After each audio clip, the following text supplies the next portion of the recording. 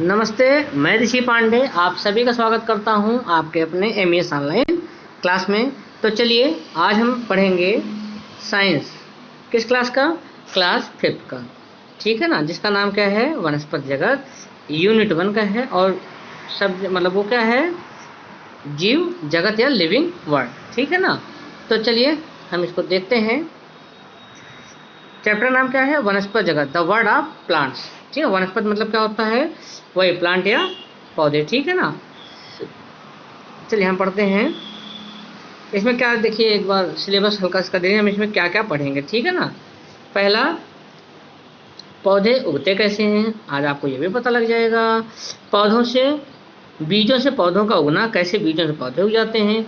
बीज की संरचना, बीज होता कैसे कैसे है। बीजों का अंकुरण कैसे होता है। बीजों का प्रकीर्णन कैसे होता है। वनस्पति भाग से नए पौधे का उगना और कृषि फसलें उगाना, इतना हम इसमें पढ़ेंगे। ठीक है ना। तो चलिए हम इसको शुरू करते हैं। हम अपने आसपास बहुत से पेड़ पौधों को देखते हैं। पेड़ पौधे लगभग सभी जीव जंतुओं जो कि अपना भोजन स्वयं नहीं बना सकते हैं के लिए भोजन का मूलभूत स्रोत है। भोजन अर्थात अनाज, फल और सब्जियां के अतिरिक्त पौधे के उत्पाद जो कि मनुष्य के लिए बहुत आवश्यक है, उनमें लकड़ी और लकड़ी के उत्पाद, रेशे, दवाइयाँ, तेल, पौधों का कच्चा दूध, रंजक और राल सम्मिलित है। ठीक है ना। अब नेक्स्ट वन क्या है? इन्होंने पौधों के बारे में बता दिया ना, पौधे क्या होते हैं, पेड़ पौधे आप तो देखते ही हो ना। ठीक है ना।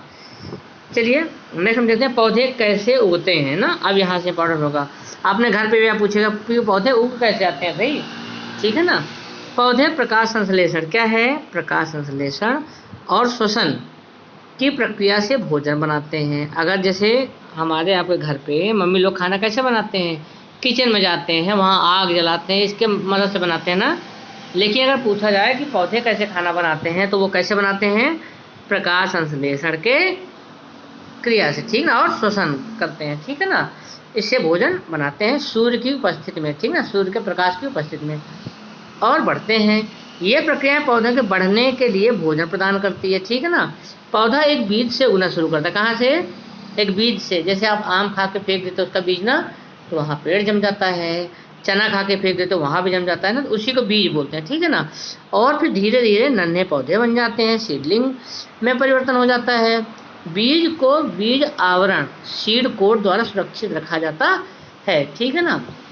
जैसे आम का बीज है ना, उसको आप फोड़ के निकालो तो नीचे और छोटा छोटा सा रहेगा। ठीक है ना। तो उसी को बीज वो होता है, और जो ऊपर जो फोड़ के आप निकालते हो ना, उसको क्या बोलते हैं? बीज आवरण बोला जाता है। ठीक है ना। चलिए, बीज के अंदर भ्रूण होता है, भ्रूण नए पौधे में बदल जाता है। अब बीजों से पौधों का उगना देखेंगे। ठीक है ना। देखिए यहाँ पे क्या है, ये देखिए,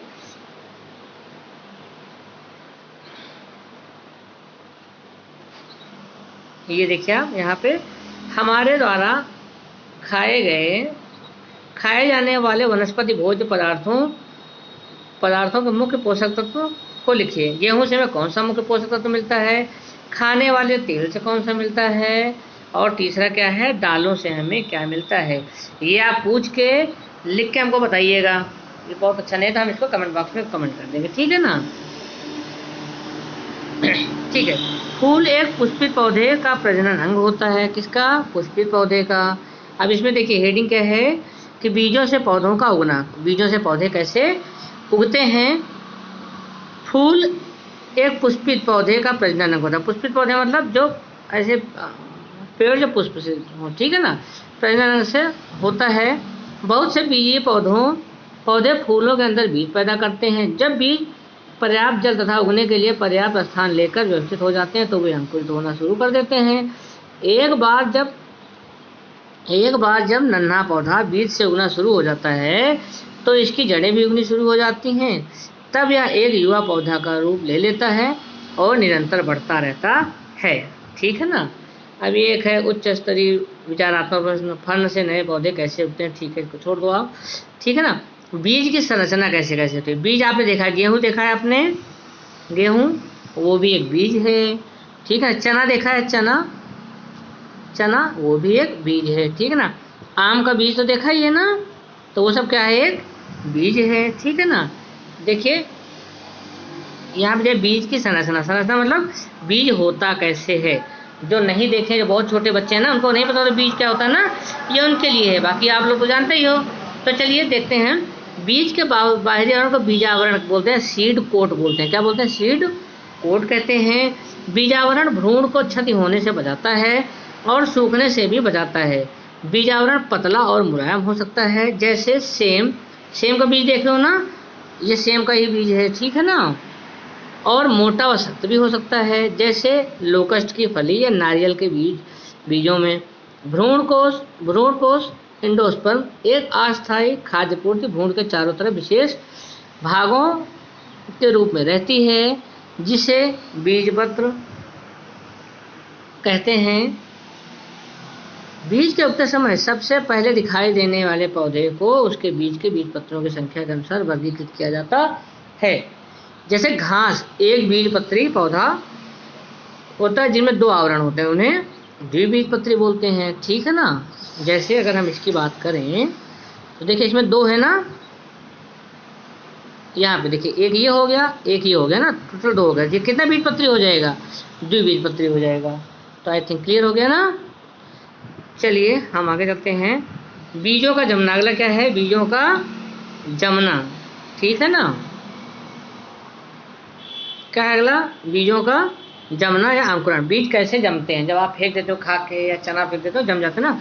वह प्रक्रिया जिसमें बीज एक नए पौधे के रूप में उगता है अंकुरण कहलाता है, जिसको जर्मिनेशन बोलते हैं, ठीक है ना। सभी बीजों को उगने के लिए जल चाहिए होता है। क्या चाहिए होता है, जल चाहिए होता है, ऑक्सीजन चाहिए होता है और उचित तापमान की जरूरत होती है। जब एक बीज अनावृत होता है तब बीजपत्र द्वारा ली गई उचित वातावरणीय रसायन जल और वायु उसके अंदर भ्रूण कोशिकाएं फैलाना शुरू कर देती हैं। तब बीजावरण फटकर खुल जाता है और सबसे पहले एक जड़ निकलती है और उसके बाद पत्तियां और तना निकलते हैं। पता है ना, ऐसे ही होता है। देखिए आपने तो गांव में देखा होगा ना भाई, ऐसे ही ये देखा नहीं देखा है, पहले ऐसे आप डाल देते हो, जमीन के अंदर चला जाता है वो, ऐसा ऐसा ऐसा, यहाँ से आपको दिखने लगता है, यहाँ से। या ये देखा होगा आपने, ये भी देखा होगा, ये भी देखा होगा, ये भी देखा होगा, ठीक ना। तो अगर इसमें आपने कुछ देखा है और अभी मौसम भी चल रहा है ना, तो ऐसे में एक फ़ोटो में भेजिए, आप आस पास खींच के भेजिए, ठीक है ना। ठीक, चलिए हम आगे चलते हैं। गतिविधि क्या है, गतिविधि एक्टिविटी, क्या बोलते हैं इसको, एक्टिविटी बोलते हैं। कुछ सेम के बीज लेकर उन्हें ध्यानपूर्वक देखिए, उन्हें पूरी रात जल में डुबो दीजिए। बीज के बाहरी आवरण मुलायम हो जाता है और आसानी से हटाया जा सकता है। एक बीज से इसे सावधानीपूर्वक हटा लीजिए, लेकिन इसे फेंके नहीं। अब इस बीज को सावधानीपूर्वक खोलिए, सुनिश्चित कर लीजिए कि बीज के दोनों भाग आपस में जुड़े हैं, ठीक है ना। चलिए नेक्स्ट हम आते हैं बीजों का प्रकीर्णन, मतलब बीज फैलते कैसे हैं, ठीक है ना। बीजों का प्रकीर्णन, डिस्पर्सल ऑफ सीड। पेड़ पौधे स्वयं नहीं चल सकते हैं। यदि बीज ऐसे में गिर जाते हैं और अपने पैतृक पौधे के नीचे उगते हैं, तो पता ही होगा ना, तो वहाँ के पौधों की संख्या ज़्यादा हो जाएगी, ठीक है ना।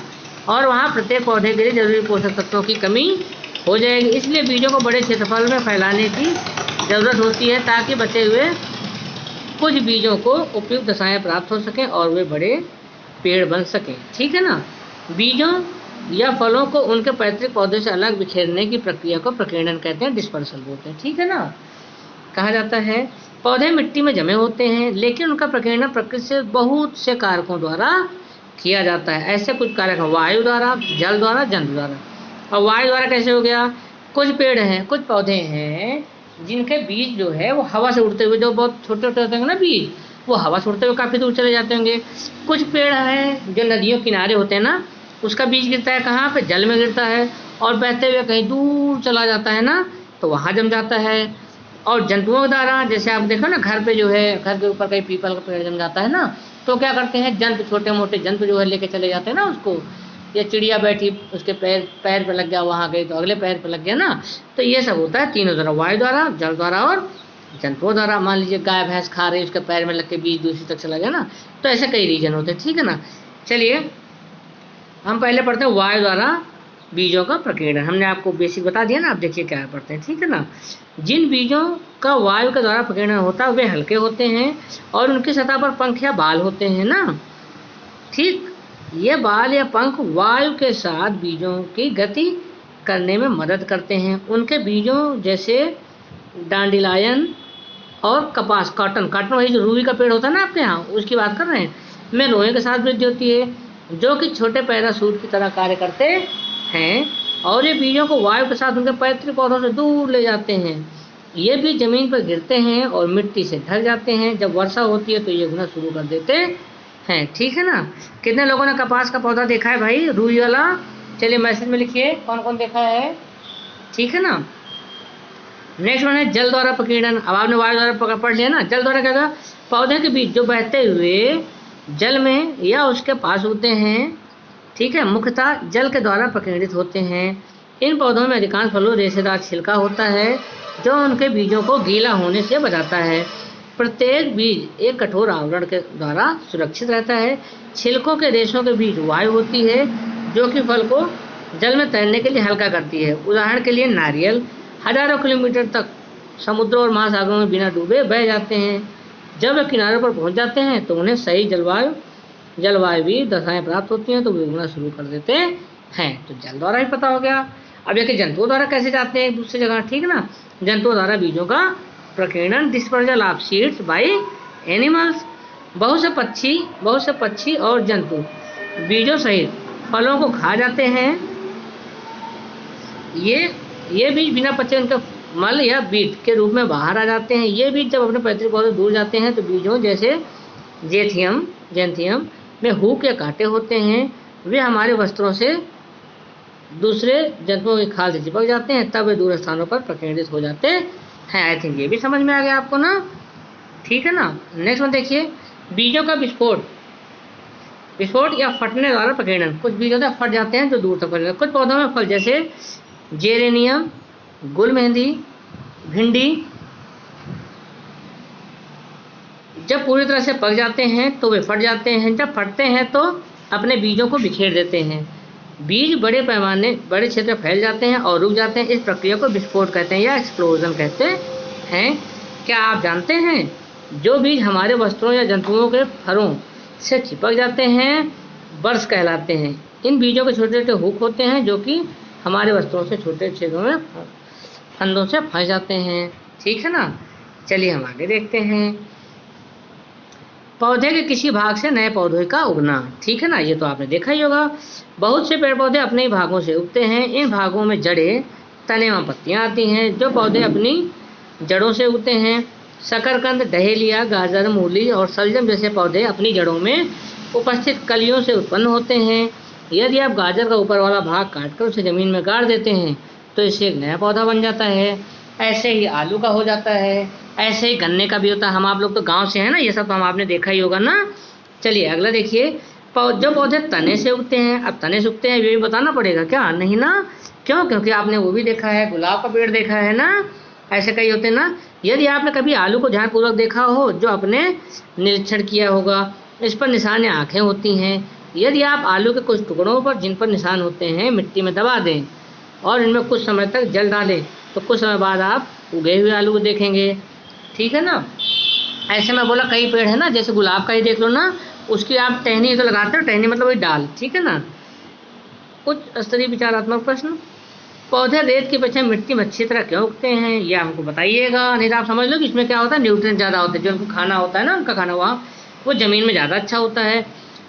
बिगोनिया और ब्रियोफाइलम जैसे पौधों की पत्तियों में छोटे छोटे अंकुर होते हैं। ठीक है ना। कुछ पौधे अपनी पत्तियों से उगते हैं, ध्यान दीजिएगा। इन अंकुरों को बाद में पत्तियों से हटाया जाता है और मिट्टी के अंदर रखकर नया पौधा लगाया जा सकता है, ठीक, उगाया जा सकता है। चलिए हम नेक्स्ट देखते हैं। कृषि फसलों को उगाना, कृषि वाली फसलें उगाना कैसे उगाते हैं इसको। ठीक है ना। किसान के द्वारा किसी विशेष मौसम में बड़ी मात्रा में उगाए गए अनाज, फल, सब्जियां, फसलें क्रॉप्स कहलाती हैं। किसान विभिन्न अवस्थाओं में को जानते हैं जिनमें पौधे अच्छी तरह उगते हैं। इसके अनुसार विभिन्न फसलों को उगाने के लिए वे मौसम और मिट्टी को चुनते हैं। बड़े पैमाने पर फसलों को उगाने की इस प्रक्रिया को एग्रीकल्चर कहते हैं। खेती आप जानते हो ना कैसे कैसे होता है ना, जैसे सब्जियां उगाना हो गया, या गेहूं कैसे आप जमाते हो ना, या धान कैसे बोया जाता है ना, वही क्या है, कृषि फसलें, ठीक है ना। जो फसलें सर्दी के मौसम में बोई जाती हैं उसे रबी की फसल बोलते हैं, ठीक है ना। जो गर्मी में कहलाते हैं, चलिए आगे देखते हैं, ठीक है ना। फसलें महीने में, मार्च महीने में काट ली जाती है। उदाहरण के लिए गेहूँ, गेहूँ सर्दी में बोई जाता है ना। दाल, सरसों, चना, ठीक ना। जैसे इस समय धान अगर बो रहे हो ना तो गर्मी में धान बोया जाता है ना।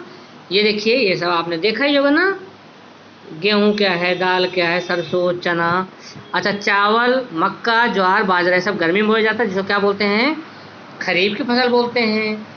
जो फसलें गर्मी के मौसम में बोई जाती हैं उन्हें खरीफ की फसल बोलते हैं, कहलाती हैं। मानसून के अंत में फसलें काट ली जाती हैं। उदाहरण के लिए क्या, चावल, मक्का, ज्वार और बाजरा, ठीक है ना।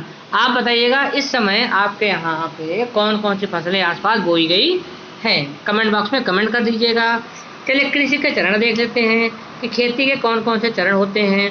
इसमें विभिन्न चरण निम्नलिखित हैं। सबसे पहले खेत को जोता जाता है, ये तो आप लोग जानते हो ना। जिससे क्या होता है, इसकी मिट्टी भुरभुरी हो जाती है। मिट्टी को उर्वरक बनाने के लिए खाद भी डालते हैं या रासायनिक उर्वरक भी मिलाए जाते हैं। स्वस्थ बीजों को बोया जाता है। फसलों को जल से सींचा जाता है। अंत में फसल को काट लिया जाता है, तब यह उपयोग में लाने योग्य हो जाता है, ठीक है ना। तो ये सब इसके प्रोसेस है। जुताई हो गया, ठीक ना, फिर ये हो गया, फिर ठीक ना, ये सब आप देख लीजिए। एक है उच्च स्तरीय विचार, पौधों में कीटनाशक तथा फफूंदी नाशक दवाइयाँ क्यों छिड़की जाती है। ये आप हमको अपने पापा, मम्मी या भैया लोग से पूछ कर जरूर बताइए कमेंट बॉक्स में, या पेज में लिख के फोटो भेजिए। एक होता है स्वस्थ फसलें, हेल्दी क्रॉप्स। हेल्दी क्रॉप, फसलों की उचित देखभाल जरूरी होती है ताकि वे अच्छा उत्पादन दे सकें। स्वस्थ तथा अच्छी फसलें उगाने के लिए जरूरी है कि मिट्टी भी स्वस्थ हो, अर्थात इसमें जैविक पदार्थ का स्तर अच्छा हो जो कि पोषक तत्वों से भरपूर हो।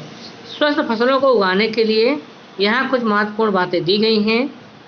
मिट्टी में जैविक पदार्थों को बनाए रखें।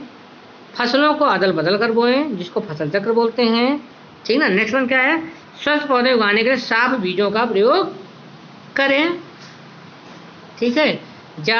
पौधे ज़्यादा उत्पन्न करने वाले कीटनाशकों के अवरोधक तथा अधिक प्रजाति के होने चाहिए। पर्यावरणीय और पोषक अवरोधों को कम किया जाना चाहिए। नेक्स्ट वन है, क्या आप जानते हैं, खेती उन किसानों के द्वारा की जाती है जो पौधों, जंतुओं का अवशिष्ट पदार्थों से खाद बनाते हैं। इसमें रासायनों का प्रयोग नहीं किया जाता है। जैविक भोजन स्वास्थ्यप्रद और स्वादिष्ट होता है, ठीक है ना। इसके बाद है संक्षेप में, ठीक है, ये क्वेश्चन आंसर है। अगर आपने वीडियो ध्यान से देखा है तो इसको आप आराम से कर सकते हैं। चलिए एक बार हम इसको देख लेते हैं, ठीक है ना। हम अपने चारों तरफ विभिन्न पौधे देख सकते हैं, उन सबका नाम लिखे जो आसपास पौधे हैं, ठीक है ना। फूल पुष्पित पौधे का प्रजनन अंग होता है, ठीक है। बहुत से पौधे अपने फूलों के अंदर बीज उगाते हैं। बीज के बाहरी आवरण बीजावरण कहलाता है। पौधे से पक्षी और जंतु फलों को बीजों सहित खा जाते हैं। बहुत से पक्षी और जंतु क्या होता है, फलों को बीजों सहित खा जाते हैं। बहुत से पौधे अपने विभिन्न भागों से उगते हैं। भाई कुछ बीज से उगते हैं, कुछ डालों से उगते हैं, कुछ पत्तियों से उगते हैं, कुछ जड़ से ही उग जाते हैं ना। तो आई थिंक ये आपका क्लियर हो गया है। अब आ गया अभ्यास प्रश्न, ठीक है ना। इसमें एक देख लीजिए, एक पौधा बीज से उगना शुरू होता है और धीरे धीरे विकसित होता है, ठीक है ना। किसमें, नन्हे पौधों के रूप में ना, ठीक। चलिए बाकी जो एक्सरसाइज का प्रश्न है वो हम आपको फोटो भेज के कर देंगे।